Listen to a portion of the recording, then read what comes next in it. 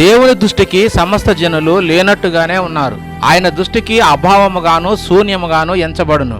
మనమే ఆయన దృష్టిలో లేనట్టుగా ఉంటే మనము చేసే విగ్రహ దేవుళ్ళ సంగతి ఏంటి? మరీ శూన్యం కదా, ఒట్టివే.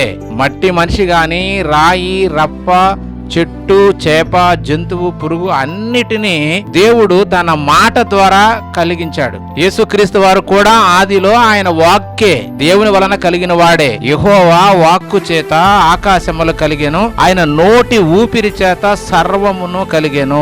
అందుకే ఏబు గారు, నా ఊపిరి ఇంకను నాలో పూర్ణముగా ఉండుటను బట్టి దేవుని ఆత్మ నా నాసికా రంధ్రములో ఉండుటను బట్టి అంటున్నాడు. మరియు తన మనసు తన మీదనే ఉంచుకొని ఎడల తన శ్వాస నిశ్వాసములు తన యొద్దకు తిరిగి తీసుకుని ఎడల శరీరులందరూ ఏకముగా నశించుదురు, మరలా ధూళి అయిపోదురు, మనుషులందరూ ఒట్టి ఊపిరి నీడవలే ఉన్నారు అంటున్నాడు దేవుడు.